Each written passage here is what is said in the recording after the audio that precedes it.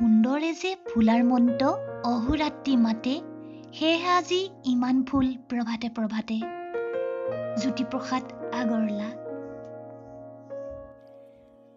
কুঁৱলীৰ ফাকে ফাকে শীত আকৌ আহিল। শীতৰ বুকুচাত উঠি আহিল থেতুৱৈ লগা জাৰ। দুই এজাক বৰষুণে শীতত জুইৰ কাষত বহি লোৱাৰ আমেজ বঢ়াই তুলিছে। প্ৰকৃতি ৰাণীয়ে চাৰিওফালে ফুলৰ পোহাৰ মেলিছে, যেন নানা ৰঙৰ ফুলে মেলাহে পাতিছে। ফুলৰ পাহিত নিয়ৰৰ মুকুতামণি সৰিছে, মনৰ কোঠৰীত যেন অজান ভাৱনাই পুলক তুলিছে। এই শীততেই বিভিন্ন ফুল ৰোপণ কৰাৰ সময় আহি পৰে আৰু শাক পাচলিৰো বতৰ আহি পৰে। এখন সুন্দৰ ফুলনি বা শাকনি বাৰী কৰাৰ ইচ্ছা বহুতৰ মাজতে দেখা যায়। আমিচোন নিজৰ ঘৰৰ চৌহদতে যিখিনি মাটি আছে, তাতে নিজৰ প্ৰয়োজনীয় দুই এবিধ শাক আৰু সৌন্দৰ্য বৰ্ধনৰ বাবে 2-4 জোপা ফুলো ৰুই ল'ব পাৰোঁ। তাকে লৈ ব্যস্ত থাকিব পাৰি। সময়ত তাৰে 2 এডাল শাকপাত বুটলি খাবও পাৰি আৰু ফুলৰো সুন্দৰ সুবাস ল'ব পাৰি। বজাৰৰ দৰৱ দিয়া পাচলি নোখোৱাকৈ বেমাৰৰ পৰা বাচি থাকিবও পাৰি। আজিকালি প্ৰায়ভাগ মানুহৰে ঘৰৰ সন্মুখত ঠাইৰ অভাৱ। সেয়েহে টাবতে বিভিন্ন ধৰণৰ গছ-গছনি, শাক-পাচলি, ফুল লগোৱাৰ আধুনিক জীৱনৰ ফেশ্বন স্বৰূপেই পৰিলক্ষিত হৈছে আৰু ছাদৰ ওপৰতো আজিকালি মানুহে খেতি কৰিবলৈ লৈছে। মোৰ ঘৰৰ চাৰিওকাষে বা ঘৰৰ সন্মুখতো যথেষ্ট মাটি আছে, কিয়নো মই গাঁৱত বাস কৰোঁ। কিন্তু আমাৰ ইয়াত বান্দৰৰ উপদ্ৰৱ বহুত বেছি। সিহঁতৰ কাৰণে একো শাক পাচলি কৰিব নোৱাৰোঁ। সেইকাৰণে মই ঘৰৰ ছাদৰ ওপৰতে ফুল বা শাক পাচলি কৰিবলৈ চেষ্টা কৰোঁ। আপোনালোকে চাই লওক, মই এইবিলাক চিমেণ্টৰ বস্তাত সৰু সৰু মোনা তৈয়াৰ কৰিছোঁ মেচিনত চিলাই, আৰু ইয়াতে বিভিন্ন শাক পাচলি, পালেং, লাই বা ফেচবিনৰ গুটি এনেকৈ দিওঁ আৰু মই ফুলবিলাকো ইয়াতে ৰুবলৈ চেষ্টা কৰোঁ। গোবৰ আৰু মাটি সম পৰিমাণত মই শুকুৱাই ৰাখোঁ আৰু সেইবিলাককে ইয়াত ভৰাওঁ। তাৰ বাহিৰে মই একো সাৰ প্ৰয়োগ নকৰোঁ। আগতে কেঁচুসাৰ আছিল আমাৰ ঘৰতে, সেইবিলাক প্ৰয়োগ কৰিছিলোঁ আৰু মই বীজ জলকীয়া কৰিও উপযুক্ত ফলাফল লাভ কৰিছিলোঁ।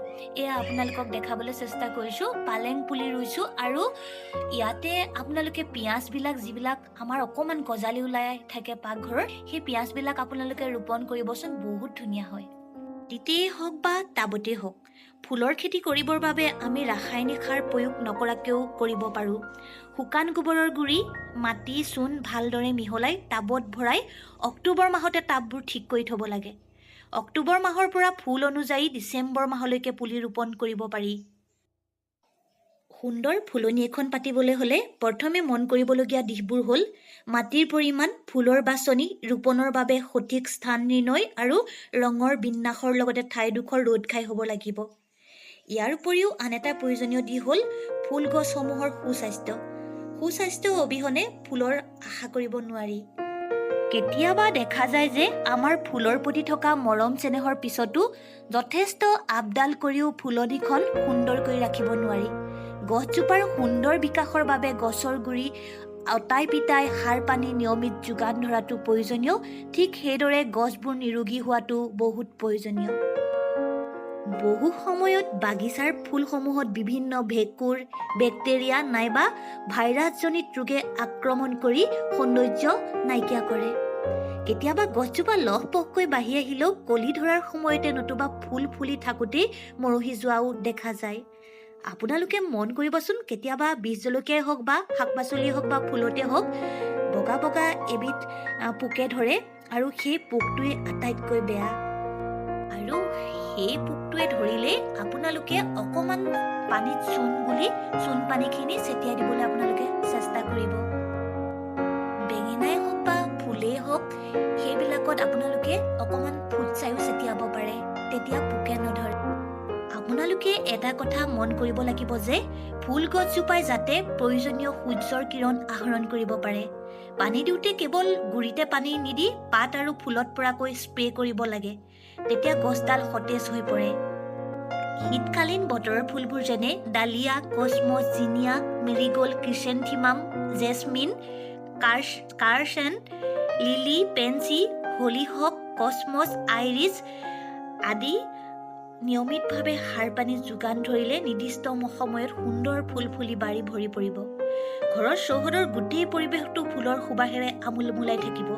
ঘৰলৈ অহা অতিথিজনেও পাব এটা সুন্দৰ পৰিৱেশ। শীতৰ ৰিপ ৰিপ বতাহৰ তালে তালে বতৰৰ ফুলবোৰৰ লয়লাস নাচোন। ৰঙে ৰূপে মোহনীয় স্নিগ্ধ ৰূপ, মনোমুগ্ধকৰ পবিত্ৰ শোভা। প্ৰাচীন কালৰ পৰা বিনন্দীয়া ফুলৰ এই ৰূপ সোধাই মুগ্ধ কৰি আহিছে জীৱশ্ৰেষ্ঠ মানৱৰ লগতে সমগ্ৰ জীৱজগত। তাহানিৰ পাৰিজাত ফুলৰ কাৰণেই ৰুক্মিণী আৰু সত্যভামাৰ মাজতে এক কাহিনী জড়িত হৈ আছে। এই শীতকালতে হাচনাহানাৰ ফুলো ফুলে।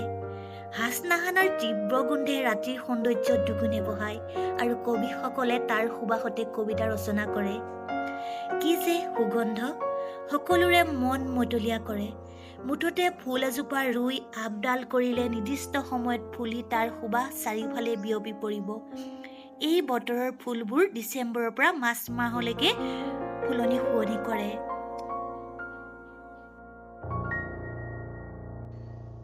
আপোনালোকে বিচাৰিলে আগলৈও মই আপোনালোকে কম মাটিতে কেনেকৈ শাক পাচলি বা ফুল কৰিব পাৰে তাৰ আৰু কেনেকৈ ইয়াৰ যত্ন ল'ব লাগে তাৰ বিষয়ে ভিডিঅ' দিম।